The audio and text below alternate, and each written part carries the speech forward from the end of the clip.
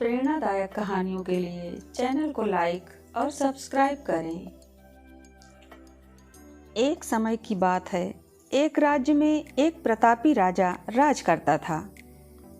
एक दिन उसके दरबार में एक महात्मा आए और उन्होंने राजा को एक सुंदर पत्थर आशीर्वाद स्वरूप प्रदान किया। राजा वह पत्थर देख बहुत प्रसन्न हुआ।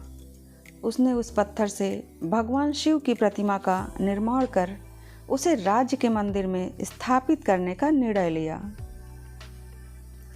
और प्रतिमा निर्माण का कार्य राज्य के महामंत्री को सौंप दिया। महामंत्री नगर के सर्वश्रेष्ठ मूर्तिकार के पास गया और उसे वह पत्थर देते हुए बोला, महाराज मंदिर में भगवान शिव की प्रतिमा स्थापित करना चाहते हैं। 7 दिवस के भीतर इस पत्थर से भगवान शिव की प्रतिमा तैयार कर राजमहल पहुंचा देना। इसके लिए तुम्हें 50 स्वर्ण मुद्राएं दी जाएंगी। 50 स्वर्ण मुद्राओं की बात सुनकर मूर्तिकार खुश हो गया और महामंत्री के जाने के उपरांत प्रतिमा का निर्माण कार्य प्रारंभ करने के उद्देश्य से अपने औजार निकाल लिए। अपने औजारों में से उसने एक हथौड़ा लिया और पत्थर तोड़ने के लिए उस पर हथौड़े से वार करने लगा, किंतु पत्थर जस का तस रहा। मूर्तिकार ने हथौड़े से कई बार पत्थर पर किए, किंतु पत्थर नहीं टूटा।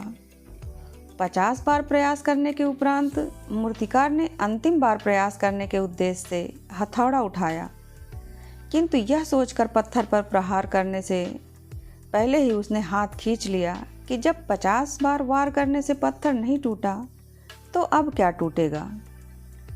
वह पत्थर लेकर वापस महामंत्री के पास गया और उसे यह कहकर वापस कर आया कि इस पत्थर को तोड़ना नामुमकिन है, इसलिए इससे भगवान शिव की प्रतिमा नहीं बन सकती।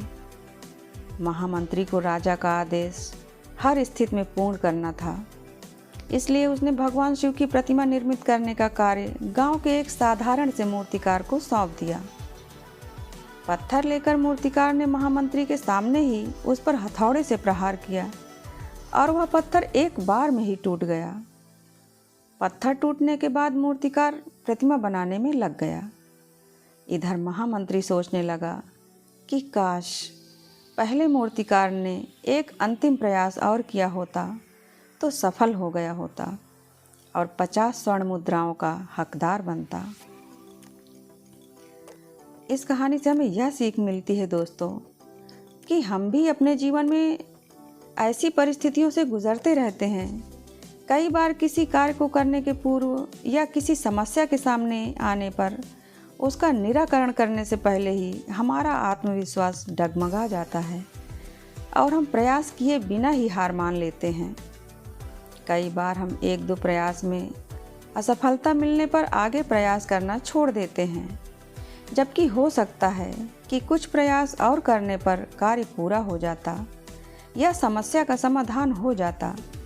दोस्तों, जीवन में सफलता प्राप्त करनी है तो बार बार असफल होने पर भी तब तक प्रयास करना नहीं छोड़ना चाहिए जब तक सफलता नहीं मिल जाती।